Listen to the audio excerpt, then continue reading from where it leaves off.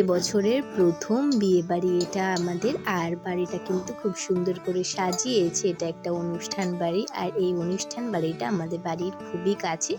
আমাদের বাড়ির ২-৩টে বাড়ির পর। তো সেই কারণে আমরা ওই ৮টা, সাড়ে ৮টা নাগাদ বেরিয়েছিলাম। আর বাইরে বসেছিল এখানে কিছু স্ন্যাক্স আইটেম, যেখানে আছে veg pakora, chicken pakora, coffee. আর এখানে যেহেতু খুব ভিড় ছিল সেই কারণে কিন্তু আমরা আর ওদিকে যাইনি। আমরা সোজা নতুন বউয়ের কাছে গিয়েছিলাম। আর নতুন বউকে তো ভীষণ সুন্দর লাগছিল, খুব সুন্দর করে সেজেছিল। আর আমরা যখন গেলাম তখনই বিয়েটা শুরু হয়েছিল।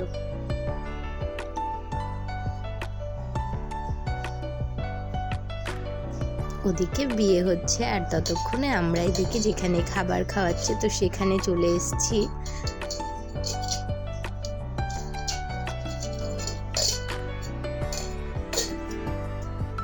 বাইরে থেকে বিয়ে বাড়িটা দেখতে কিন্তু খুব সুন্দর লাগছিল। এরপর আমরা যেখানে খাবার খাওয়াচ্ছি সেখানে চলে যাই। তো সেখানে কিন্তু খুব ভিড় ছিল না, হালকা ভিড় ছিল।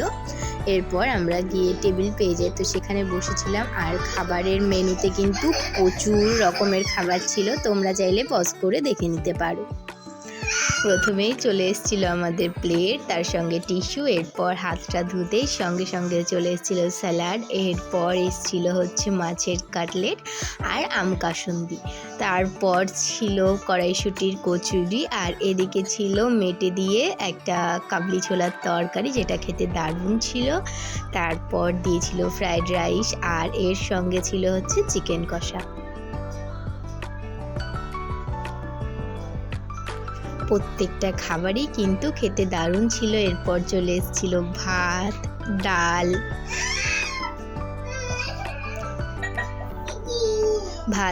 দিয়ে খেতে না খেতেই তার কিছুক্ষণ পর চলে এসেছিল কিন্তু মাছের একটা সর্ষে পোস্ত বাটা দিয়ে ভাপা। আর তার কিছুক্ষণ পর এসেছিল হচ্ছে মাটন কষা। প্রত্যেকটা খাবারই কিন্তু দারুণ ছিল। আর এরপর আমি ভিভানকে ভাত দিয়ে, ডাল দিয়ে, মাছ দিয়ে মাখিয়ে খাইয়ে দিচ্ছিলাম। আর শেষ পাতে এসেছিল হচ্ছে ভাপা সন্দেশ, আমের চাটনি। আর এরপর কিছুক্ষণ পর আমাদেরকে সার্ভ করা হচ্ছে বেকড রসগোল্লা।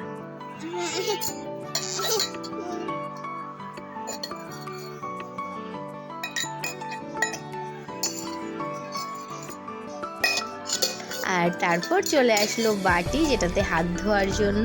আর এরপর আমরা হাত ধুতে না ধুতেই তার কিছুক্ষণ পর কিন্তু চলে আসলো কোল্ড ড্রিঙ্কস আর মিষ্টি পান।